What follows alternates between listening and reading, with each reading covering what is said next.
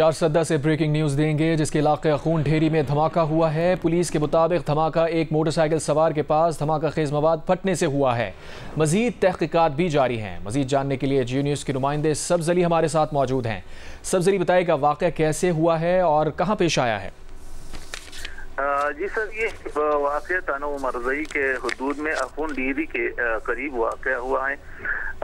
यहाँ पर पुलिस के ने इब्तदाई जो खबर दी थी उसके मुताबिक ये कहा गया था कि ये पुलिस वैन पर किया गया है, लेकिन बाद में DPO चारसदा ने अपनी वजाहत जारी की। उन्होंने कहा कि ये धमाका जो था ये पुलिस वैन पर नहीं किया गया, लेकिन धमाके की जगह से इंसानी अज़ा और मोटरसाइकिल के टुकड़े जो है वो मिले हैं।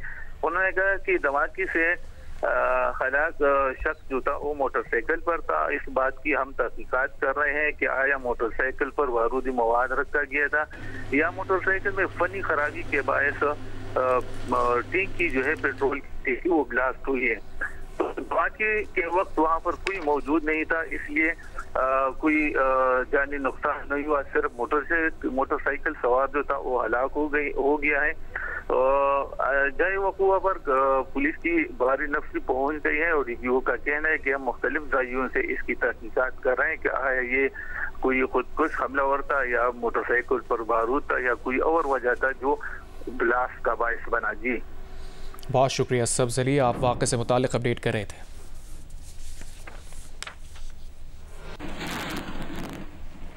आगे बढ़ते हैं, स्मॉग की बात करते हैं। पंजाब और खैबर पख्तूनख्वा के बेशतर इलाके आज भी गहरी स्मॉग की लपेट में हैं। बैनुल-अक़वामी वेबसाइट के मुताबिक आज सुबह लाहौर दुनिया के बड़े शहरों और पाकिस्तान में फ़ज़ाई आलूदगी के लिहाज से पहले नंबर पर है। लाहौर में रिकॉर्ड किए गए पार्टिकुलेट मैटर्स की तादाद 692 है। मुल्तान में 559, रहीम यार खान 511, लोधरा 485 और फैसलाबाद में 477 पार्टिकुलेट मैटर्स रिकॉर्ड किए गए।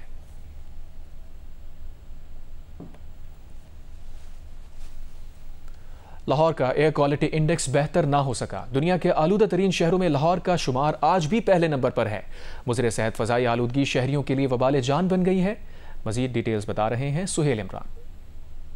जी, आज एक मरतबा फिर लाहौर का एयर क्वालिटी इंडेक्स में पहला नंबर है। कुछ देर पहले तक पार्टिकुलेट मैटर्स की जो तादाद है वो तकरीबन 700 के करीब पहुंच चुकी थी, लेकिन एक महीने से जो लाहौर के शहरी हैं उनको इस जहर आलूद फजा में जीना पड़ रहा है। लेकिन मजाल है कि उनके मामूलाते जिंदगी में कुछ फर्क पड़ा हो, बिल्कुल उसी तरह के नॉर्मल जिंदगी गुजार रहे हैं इस मुश्किल हालात में, इस खतरनाक, इस मुज़र सेहत हालात में। किसी किस्म के SOPs के ऊपर अमल दरामद नहीं किया जा रहा। उसी तरह ट्रैफिक का रश है, उसी तरह चिंचेस चल रही हैं, किसी तरह का कोई फर्क नहीं पड़ा।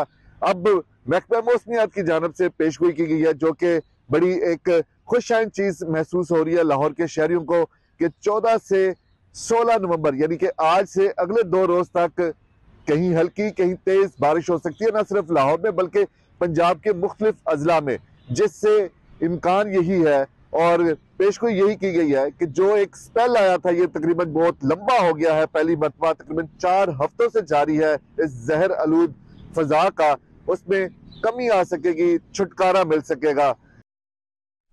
पंजाब अर्बन यूनिट ने सूबे में फ़ज़ाई आलूदगी की सबसे बड़ी वजह शोबा ट्रांसपोर्ट को करार दिया है। मज़ीद तफसीलात इस रिपोर्ट में जानिए।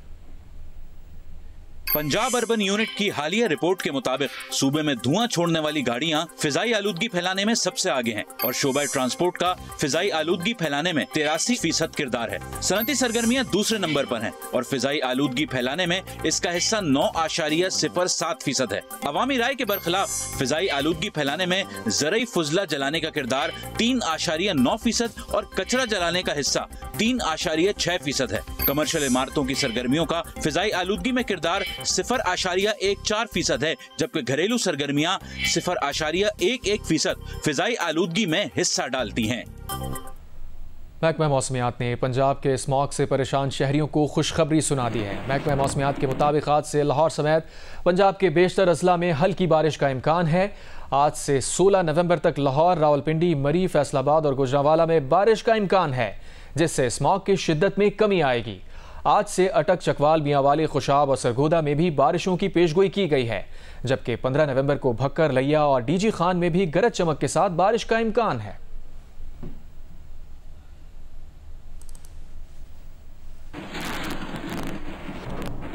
उधर पेशावर में स्मॉग कम होने के बावजूद आलूदगी अब भी फ़ज़ा को मुतासिर कर रही है। महकमा मौसमियात ने आइंदा 24 घंटों के दौरान सूबे के बेशतर इलाकों में बारिश का इम्कान जाहिर किया है।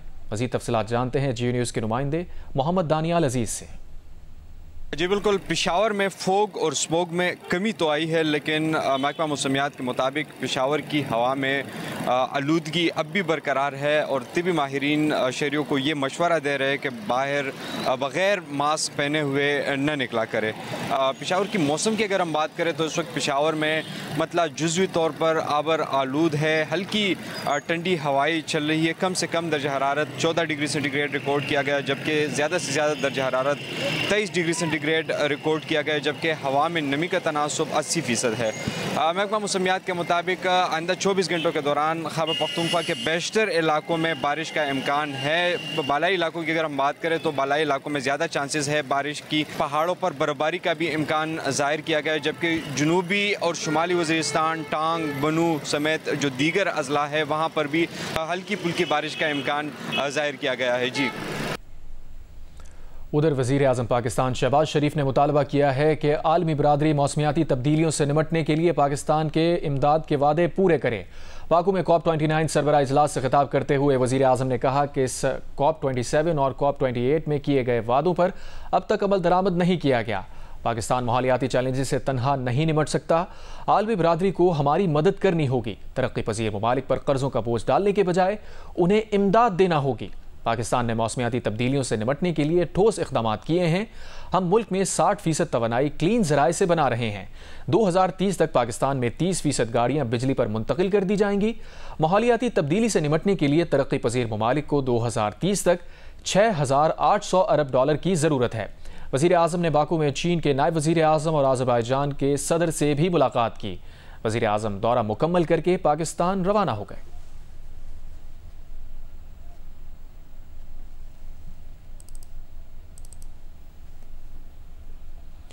गैर रजिस्टर्ड VPNs की रजिस्ट्रेशन का मामला। PTA का VPN रजिस्ट्रेशन फ्रेमवर्क पर स्टेक होल्डर्स के साथ मुशावरती इजलास।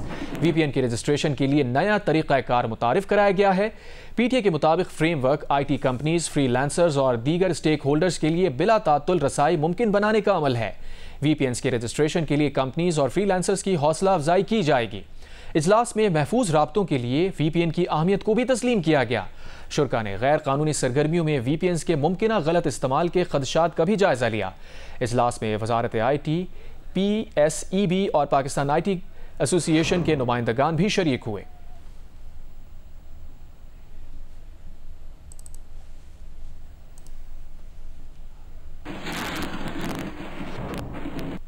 कराची में सिक्योरिटी के पेश नज़र एयरपोर्ट जाने वाली सड़कों पर नाके लगाए गए हैं। मॉडल कॉलोनी से एयरपोर्ट जाने वाली सड़क भी नाका लगी हुई है, जिसके बायस मॉडल कॉलोनी रोड पर ट्रैफिक का दबाव बढ़ गया है, जबकि मॉडल कॉलोनी रोड की खराब हालत ट्रैफिक की रवानी में खलल डाल रही है। तफसीलात बता रहे हैं कमर अली मस्तोई। जी, जिन्ना इंटरनेशनल एयरपोर्ट की सिक्योरिटी के पेश नज़र एयरपोर्ट की तरफ आने वाले मुख्तलिफ सड़कों पर नाके लगा दिए गए हैं। इस वक्त हम मॉडल कॉलोनी रोड पर मौजूद हैं। मॉडल कॉलोनी रोड से जिन्ना इंटरनेशनल एयरपोर्ट की तरफ जाने वाली सड़क है उस पर नाका लगाया गया है। हमारे कैमरामैन नासिर अली आपको दिखाएंगे। इस वक्त नाके पर जो है वो जिन्ना एयरपोर्ट की तरफ जाने वाली गाड़ियों से पूछगछ की जा रही है, उनकी चेकिंग की जा रही है और जो लोग गैर ज़रूरी तौर पर जो है वो एयरपोर्ट में दाखिल हो रहे हैं उन्हें जो है वो यहाँ से वापस भेजा जाता है। मॉडल कॉलोनी रोड पर जो है वो ट्रैफिक को मॉडल कॉलोनी से शारा फैसल की तरफ डाइवर्ट किया जा रहा है। इसी तरह जो है वो ट्रैफिक का दबाव जो है वो मॉडल कॉलोनी रोड पर जो है वो बढ़ता जा रहा है। साथ साथ मॉडल कॉलोनी रोड मुख्तलिफ मुकामात पर टूट फूट का भी शिकार है, जिसके बायस जो है वो ट्रैफिक का दबाव बढ़ता है तो मज़ीद यहाँ पर जो है वो ट्रैफिक में इजाफा होता है। साथ साथ मॉडल कॉलोनी रोड पर जो है वो शारा फैसल से कबल जो है वो मुख्तलिफ मुकामात पर सड़क के बीचों बीच जो है वो सेवरेज के मैन होल्स बनाए गए हैं जो कि ट्रैफिक की रवानी का में जो है वो खलल भी डाल रहे हैं। साथ साथ ट्रैफिक जैम होने का भी सबब बनते हैं और रात के औकात में ख़ास तौर पर मोटरसाइकिल सवार हजरात जो हैं हादसे का भी सबब बनते हैं। मॉडल कॉलोनी से जो है वो जिन्ना इंटरनेशनल एयरपोर्ट की तरफ जाने वाली जो सड़क है सिर्फ यहीं पर नाका नहीं लगाया गया है। इसके अलावा जो पहलवान गोड से जो है वो एयरपोर्ट की तरफ आने वाली जो सड़क है वहाँ पर भी नाका लगाया गया है और सख्त चेकिंग के बाद ही जो है वो गाड़ियों को जिन्ना इंटरनेशनल एयरपोर्ट की तरफ आने तो इजाज़त दी जा रही है। कराची समेत सिंध भर के 18 अजला में आज ज़िमनी बल्दियाती इलेक्शन हो रहे हैं। सिंध के दीगर 12 अजला में हैदराबाद, सखर, नवाबशाह, घोटकी, मटियारी, टंडोलायार, लाड़काना, जैकबाबाद और नौशेरो फिरोज शामिल हैं, जबकि उमरकोट, सांगड़ और शिकारपुर में उम्मीदवारों के बिला मुकाबला मुंतखब होने पर वोटिंग नहीं होगी। सखर की 2 नशिस्तों यूनियन कमेटी 6 में वाइस चेयरमैन और यूसी रोहड़ी में चेयरमैन के इंतखाब के लिए पोलिंग हो रही है। नवाबशाह में सकरन के हल्का 4 में वाइस चेयरमैन और वार्ड नंबर 2 में जनरल कौंसल्स के लिए पोलिंग जारी है। नवाबशाह के HM ख्वाजा यूनियन कौंसिल में 4 और चेयरमैन मेंबर ज़िला कौंसिल का इंतखाब हो रहा है। इस पर मज़ीद भी बात करने के लिए हमारे नुमाइंदगान हमारे साथ मौजूद हैं। यासिर हमें सखर से ज्वाइन कर रहे हैं, जबकि नईम ने हमें हैदराबाद से ज्वाइन किया है। सबसे पहले यासिर से बात करेंगे। यासिर, बताइएगा सखर में क्या सूरत हाल है? पोलिंग का आगाज़ हो चुका है, कैसे इंतजाम आप देख रहे हैं? जी बिल्कुल, सुबह 8 बजने के साथ ही पोलिंग का अमल शुरू हो चुका है, क्योंकि थोड़ी थोड़ी ठंड भी शुरू हो चुकी है। इस वजह से यहाँ पे जो वोटर्स का टर्न आउट है वो सुबह के वक्त कम नज़र आ रहा है। सिक्योरिटी के फुल प्रूफ इंतजाम किए गए हैं, अंदर और बाहर पुलिस एहलकारों को तैनात किया गया है। मैं आपको बताऊँ कि सखर की 2 बल्दियाती नशिस्तों यूनियन कौंसल संगरार के चेयरमैन, जबकि यूनियन कमेटी बैराज कॉलोनी के वाइस चेयरमैन के लिए ये बल्दियाती ज़मनी इलेक्शन हो रहे हैं, जिसमें मजमूई तौर पर 21,000 से ज़ायद वोटर्स अपना हक राय दही इस्तेमाल करेंगे, जिनके लिए 20 से ज़ायद पोलिंग स्टेशन कायम किए गए हैं। 166 से ज़ायद पोलिंग अमला इलेक्शन कमीशन का अपने फ़राइज़ सरअंजाम दे रहा है। 8 बजने के साथ ही यहाँ पे पोलिंग का अमल शुरू हो गया था, जबकि ये बताया जा रहा है जो दही इलाका है यूनियन कौंसल संगरार, वहाँ पे बनिस्बत इस जगह के टर्नआउट ज़्यादा दिखाई दे रहा है। मैं इस वक्त यूनियन कमेटी बैराज कॉलोनी की पोलिंग स्टेशन नंबर 3 में मौजूद हूं, जो कि स्पेशल एजुकेशन स्कूल के अंदर कायम किया गया है और यहां पे पुरअमन तरीके से पोलिंग का अमल जारी है। जी ठीक है यासिर, आप हमारे साथ मौजूद रहिए। अली नईम हैदराबाद में मौजूद हैं, उनसे वहाँ की सूरत हाल जानते हैं। अली, हैदराबाद में क्या सूरत हाल है? वोटर्स टर्नआउट कैसा है?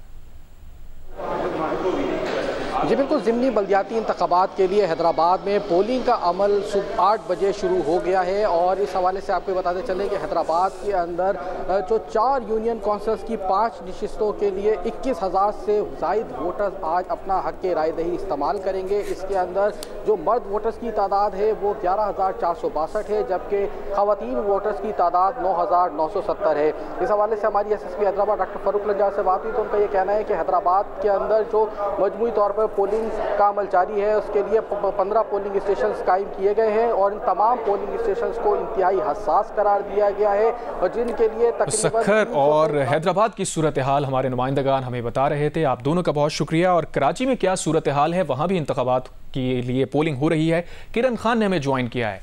किरण, बताइएगा कराची में क्या टर्न आउट है?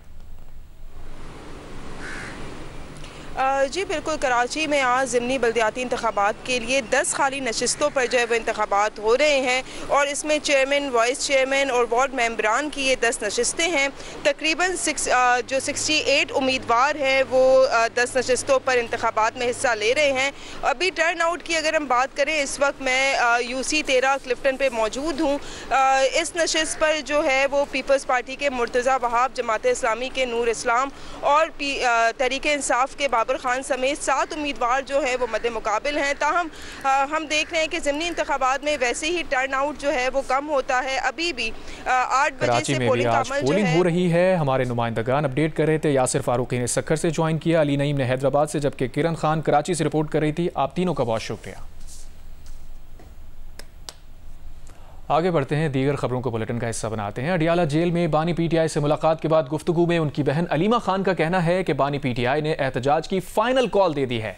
24 नवंबर को इस्लामाबाद की तरफ लॉन्ग मार्च होगा। वज़ीर आला खैबर पख्तूनख्वा अली अमीन गंडापुर ने कहा, इस बार मुतालबात की मंजूरी तक वापसी नहीं होगी।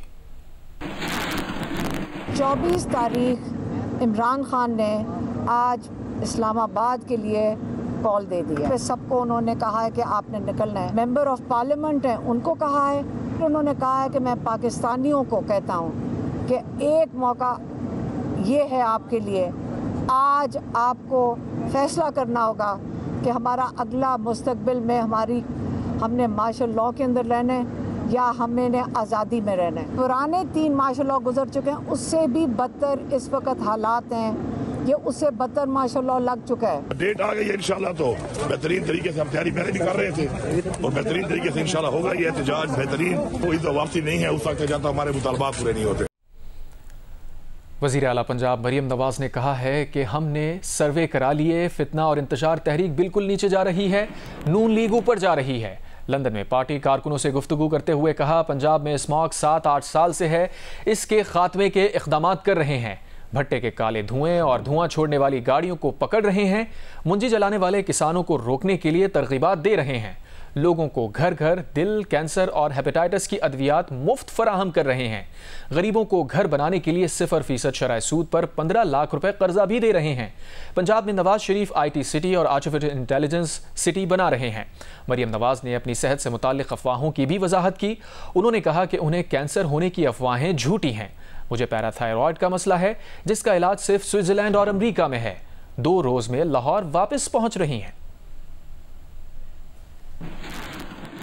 तकरीबन 1 दहाई के बाद पाकिस्तान को जो है वो अच्छी खबरें सुनने को मिल रही हैं और ये सही बात है कि पाकिस्तान के अंदर तो जो ये फितना और इंतशार जो तहरीक थी उसका खात्मा होता हुआ मुझे नजर आ रहा है। और ये बात मैं ऐसे नहीं कर रही, मैं अपने सर्वेस कराती हूँ जिसमें PMLN जो है माशाल्लाह वो बिल्कुल असेंट पे है इस वक्त, और जो बाकी पार्टीज है जिनका काम फितना फैलाना है, इंतशार फैलाना है, बदतमीजी करना है, बदतेजी भी करना है, वो बिल्कुल इस वक्त जो है वो नोज डाइव कर रही है। कुछ नहीं है मुखालिफिन के पास सवाए इस बात के कि वो इलाज के लिए वहां क्यों गया है, उसके जूते कितने के हैं, उसका बैग कितने का है, उसने कौन सा कोट पहना हुआ है, ख्वाजा आसिफ साहब को जो अभी धमकियां दी हैं। तो मेरे लिए तो ऑनेस्टली ये जो लोग, जैसे अभी मियां साहब ने कहा कि ये इनके नसीब में शायद गाड़ियों के पीछे भागना है, ऑनेस्ट जानवरों की तरह अफसोस होता है देख के कि छोटी उम्र के बच्चे हैं, 2-4 कहीं खड़े होते हैं। मैं आज अगर खुदा न खास्ता गाली दूं या मियां साहब किसी पे बुरी तनकीद करें तो आप सब सामने बैठे हैं, मियां साहब के फॉलोअर्स हैं, जानने वाले, आप सब भी वही करेंगे। लेकिन आपने क्या सीखा है मियां साहब से? आपने सीखा है कि अपने मुल्क की खैर मांगनी, अपने मुल्क के लिए दिन रात एक करना है, सियासत पे बात करनी है, कारकर्दगी पे बात हो सकती है, किसी की जातियात पे बात नहीं है। वज़ीर दिफा ख्वाजा आसिफ ने लंदन में धमकी मिलने की तस्दीक की है। लंदन में बातचीत करते हुए उन्होंने कहा कि इस वाक़े को रिपोर्ट कराने का प्रोसेस चल रहा है। उन्होंने कहा कि वाक़े के मकाम पर कैमरा भी लगा हुआ था। उन्होंने कहा वो धमकी देने वाले शख्स को नहीं पहचानते। भाई साहब क्या हुआ, किसने आपके ऊपर वो थ्रेट किया आपको? वो आपने चला दिया है तो मेरा ख्याल वही हुआ है, उसके अलावा तो जो आपने टीवी में जो कुछ कहा है वही स्टोरी है। और आपने उसमें रिपोर्ट करा दी है? जी बिल्कुल प्रोसेस चल रहा है। इतला ये है कि उसमें कुछ लोग जो है वीडियो के अंदर रिकग्नाइजेबल है। आप किसी को पहचानते हैं? मैं कथित तौर पर नहीं जानता, और ऊपर जो है लगा हुआ था कैमरा भी था। दूसरी जानिब नून लीग के सदर नवाज शरीफ का वज़ीर दिफा ख्वाजा आसिफ से लंदन में पेश आए वाक़े पर इज़हार बरहमी। लंदन में मरियम नवाज और ख्वाजा आसिफ के हमरा प्रेस कॉन्फ्रेंस में कहा, ख्वाजा साहब के साथ बदतमीजी करने वालों की तरबियत ही ऐसी है।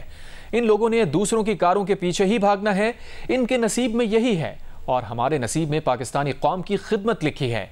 पानी PTI पर तनकीद करते हुए नवाज शरीफ ने कहा, अल्लाह ने मौका दिया था, आप वज़ीर आज़म बने, आपकी पार्टी पावर में लाई गई, आपने कौन सा काम किया जिसे फ़ख्र से बता सकें? ख्वाजा साहब के साथ जो यहाँ उनका जिस तरीके से सलूक किया गया, उनके नसीब में लिखा हुआ है, ये नसीब में लिखा हुआ है कि आपने लोगों के कारों के पीछे ही भागना है। अगर कोई अपना जो है ना वो और कोई काम नहीं, बस गाड़ियों का ताकुब करना है, नारे लगाने हैं, एक जगह खड़े होके मुर्दाबाद फला तुम्हें मैं ये देख लूंगा, वो कर दूंगा, बस ये नारे आपने लगा। ट्रेनिंग ही यही है, ग्रूमिंग ही यही है, उनके नसीब में ये लिखा हुआ है। अल्लाह ताला के फजल करम से हमारे नसीब में पाकिस्तानी कौम की खिदमत का एक फरीजा लिखा हुआ है। जियो स्पोर्ट्स में आपको बताएं, पाकिस्तान और ऑस्ट्रेलिया के दरमियान 3 T20 मैचेस की सीरीज का पहला मैच आज खेला जाएगा। सीरीज की तैयारियों के लिए पाकिस्तान टीम ने ब्रिस्बेन में ट्रेनिंग सेशन किया। कौमी क्रिकेट स्क्वाड ने पहले T20 की तैयारियों के लिए गाबा स्टेडियम में प्रैक्टिस सेशन में हिस्सा लिया। खिलाड़ियों ने 3 घंटे की प्रैक्टिस में फिजिकल ड्रिल्स, फील्डिंग प्रैक्टिस की। खिलाड़ियों ने नेट पर बॉलिंग और बैटिंग की प्रैक्टिस भी की। पाकिस्तान और ऑस्ट्रेलिया के दरमियान 3 T20 मैचेस की सीरीज का पहला मैच कल पाकिस्तानी वक्त के मुताबिक दोपहर 1 बजे खेला जाएगा। चैंपियंस ट्रॉफी में पाकिस्तान की मेजबानी को सैबोटाज करने के लिए भारतीय मीडिया जनूबी अफ्रीका के ऑप्शन को सामने लेकर आ गया, लेकिन आईसीसी में ताहाल जनूबी अफ्रीका के ऑप्शन पर कोई बातचीत नहीं हुई। चैंपियंस ट्रॉफी के इनेकाद में 100 दिन से भी कम का वक्त रह गया, लेकिन आईसीसी शेड्यूल का ऐलान नहीं कर सका। भारतीय हठधर्मी की वजह से आईसीसी परेशानी से दो चार है। दूसरी जानिब पाकिस्तान अपने उसूली मौक़िफ़ पर डट गया है। चैंपियंस ट्रॉफी के लिए हाइब्रिड मॉडल किसी सूरत कबूल नहीं। जराये के मुताबिक इवेंट पाकिस्तान से मुंतकिल किया गया तो पीसीबी कानूनी चाराजोई का हक इस्तेमाल करेगा। तमाम स्टेक होल्डर्स को भी आगाह कर दिया गया।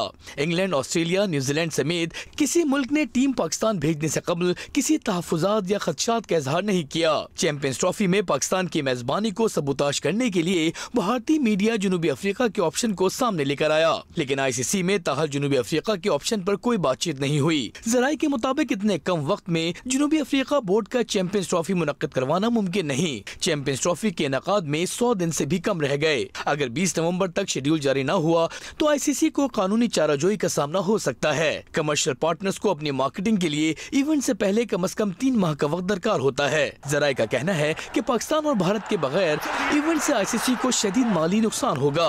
आईसीसी हुकाम की मशावरत जारी है। आईसीसी की नई वनडे रैंकिंग में पाकिस्तान के शाहीन अफरीदी बॉलर्स और बाबर आजम बैटर्स में नंबर 1 पोजीशन पर काबिज हैं। ऑस्ट्रेलिया के खिलाफ वनडे सीरीज में शानदार परफॉर्मेंस से कौमी खिलाड़ियों की रैंकिंग में मजीद बेहतरी हो गई। हारिस रऊफ 14 दर्जे तरक्की के साथ 13वीं पोजीशन पर पहुंच गए। आईसीसी की नई रैंकिंग, बैटिंग और बॉलिंग दोनों टॉप पोजीशन पाकिस्तान के पास। बैटर्स की फहरिस्त में बाबर आजम तो बदस्तूर पहले नंबर पर मौजूद ही थे। अब बॉलिंग की फहरिस्त में शाहीन शाह अफरीदी नंबर 1 पोजीशन पर आ गए। शाहीन शाह अफरीदी ने नई रैंकिंग में 3 दर्जे बेहतरी के बाद नंबर 1 पोजीशन हासिल की, जबकि ऑस्ट्रेलिया के खिलाफ सीरीज में सबसे ज्यादा 10 विकेटें लेने वाले हारिस रऊफ 14 दर्जे बेहतरी के बाद 13वीं पोजीशन पर आ गए। अफगानिस्तान के राशिद खान का दूसरा नंबर बरकरार, जबकि जनूबी अफ्रीका के केशव महाराज 2 दर्जे और भारत के कुलदीप यादव 1 दर्जे तनज़्ज़ुली के बाद बिलतरतीब तीसरे और चौथे नंबर पर चले गए। बैटर्स में पाकिस्तान के बाबर आजम 825 पॉइंट्स के साथ बदस्तूर टॉप पोजीशन पर बरकरार हैं। रोहित शर्मा दूसरे, शुभमन गिल तीसरे और विराट कोहली की चौथी पोजीशन बरकरार है। नौमुंतखब अमरीकी सदर डोनाल्ड ट्रंप ने अपनी काबीना के लिए नामों का ऐलान शुरू कर दिया है। जितने मुतनाज़ ट्रंप खुद हैं, उनकी ऐलान करदा अब तक की काबीना ने भी हलचल मचाना शुरू कर दी है। तफसीलात बता रही है मुनज़्ज़त सिद्दीकी। नौमुंतखब अमरीकी सदर डोनाल्ड ट्रंप ने अपनी काबीना के लिए अब तक जिन नामों का ऐलान किया है वो सुनकर ट्रंप के हामी भी परेशान हो गए हैं। ट्रंप के ख्याल में जो लोग अमेरिका को फिर से ग्रेट बनाएंगे उनमें शामिल है ट्रंप के नए बेस्ट फ्रेंड इलॉन मस्क, जिन्हें हुकूमती एफिशिएंसी के नाम से एक नई वजारत दी जाएगी। दुनिया के अमीर तरीन शख्स बनने के सफर में जिन बड़े बड़े अमरीकी सरकारी कॉन्ट्रैक्ट्स ने इलॉन मस्क की मदद की, उसी सरकारी निजाम को बदलने के लिए ट्रंप ने इलॉन मस्क का इंतखाब किया है। ट्रंप का एक और शॉकिंग इंतखाब है वजीर दिफा के लिए पीट हेग्सेथ का। ये फॉक्स न्यूज के एंकर हैं, ट्रंप के बहुत बड़े हामी हैं और अमरीकी फौज में भी रह चुके हैं, लेकिन अमरीकी मीडिया के मुताबिक दुनिया की ताकतवर तरीन फौज की सरबराही के लिए दरकार तजर्बा उनके पास से होकर भी नहीं गुजरा। अमेरिका के मुजव्विज़ा वजीर दिफा ये तक कह चुके हैं कि ख़वातीन को फौज के हरावल दस्तों में नहीं होना चाहिए, क्योंकि दौरान जंग औरतों की सलाहियत मर्दों से कम होती है। फिर है अमरीकी रियासत साउथ डकोटा की गवर्नर क्रिस्टी नोएम, जिन्हें ट्रंप दाखिली सलामती की वजीर बनाना चाहते हैं। अमरीकी मीडिया का कहना है कि क्रिस्टी नोएम के पास न तो मुल्क को महफूज रखने का तजर्बा है, न इंसदादे दहशतगर्दी का, न साइबर सिक्योरिटी का, न कस्टम्स का और न ही सरहदों को ठोस बनाने का। लेकिन अमेरिका के क़दामत पसंद मीडिया पर वो बरसों से ट्रंप की तारीफें करती आ रही हैं। इसी तरह अमेरिकी खुफिया एजेंसी CIA की सरबराही के लिए ट्रंप ने नेशनल इंटेलिजेंस के साबिक एक्टिंग डायरेक्टर जॉन रैटक्लिफ को चुना है, जिन पर ट्रंप की सियासी कामयाबी के लिए इंटेलिजेंस को बतौर हथियार इस्तेमाल करने का इल्जाम है। और साबिक सदारती उम्मीदवार, TV होस्ट और रियासत आर्कनसॉ के गवर्नर माइक हकबी को ट्रंप ने इसराइल में नए अमरीकी सफीर के लिए नामजद किया है। मसला फ़लस्तीन का 2 रियासती हल तो एक तरफ, ये वो शख्स है जो मीडिया पर कह चुका है कि फ़लस्तीनी नाम की तो कोई शय है ही नहीं। लाहौर में जारी रंगा जोका दोस्ती थिएटर फेस्टिवल के 5वें रोज़ इंडोनेशिया के फनकारों ने अपनी सकाफत के रंग बिखेरे और शायकीन से भरपूर दाद समेटी। तफसीलात के लिए जाहिद शिरवानी की रिपोर्ट देखी। जोका दोस्ती इंटरनेशनल फेस्टिवल का 5वां रोज़ हाजरीन के लिए 5 खेल पेश किए गए।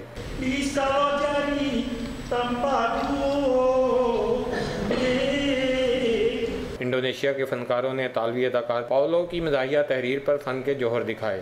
सकाफती रक्स की परफॉर्मेंस ने भी तकरीब को 4 चांद लगा दिए। इंडोनेशिया के फनकार खुशी से सरशार दिखाई दिए। लाहौरियों ने भी इनकी खूब हौसला अफजाई की।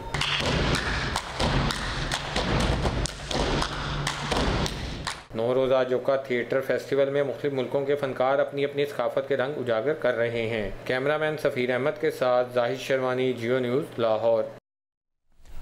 उधर इस्लामाबाद में लोक मेला पूरी आबोताब के साथ जारी है, जहां मुल्क भर से आए सैकड़ों हुनरमंद, दस्तकार और फनकार अपने हुनर और फन का मुजाहिरा कर रहे हैं। मजीद बता रहे हैं शिराज गर्देजी। लोक विरसा इस्लामाबाद की फिजाओं में बिखरे हैं मुल्क भर की सकाफत के खूबसूरत रंग। दिल फरेब धुनें कानों में रस घोल रही हैं, तो वहीं साजिंदू के हाथों से छिड़े साज, लोक गुलकारों की मधुर आवाजें समातों से टकराती दिलों में उतर रही हैं। लोक फनकार मेले के शुरा की जानिब से मिलने वाली पजीराई से बहुत खुश हैं। जो हमारे यहाँ पे न्यू जनरेशन है वो हमारे इस जो है लोक गीत को और लोक डांस को बहुत ज़्यादा जो है एंजॉय करें। फैमिलीज आती हैं वो बहुत ज़्यादा पसंद करती हैं। हमारे मारवाड़ी फनकार हैं, ये जितने भी इंस्ट्रूमेंट बजाए जा रहे हैं ये अक्सर हमारे मंदिरों में और घरों में पूजा पाठ के लिए इस्तेमाल किए जाते हैं, और उसके अलावा शादी ब्याह में। साल में ये एक बार आता है। ये बहुत चिल और फन और मस्ती है, अमेजिंग है। आप लोग भी यहाँ पे आए। आज़ाद कश्मीर की एज ए म्यूजिशियन प्रेजेंटेशन के लिए आया हूँ, और हमारे इस आज़ाद कश्मीर के यहाँ मुख्तलिफ स्टॉल्स लगे हैं। हर साल बाकायदगी से होने वाले लोक मेले में आने वालों का कहना है यहाँ की तफरीह पूरा साल इनके दिलो दिमाग में समोई रहती है। जब भी यादों के दरीचे खुलते हैं, यहाँ गुजारे सारे प्यारे लम्हे आंखों के सामने घूम जाते हैं। फिराज गर्देजी, जियो न्यूज़, इस्लामाबाद।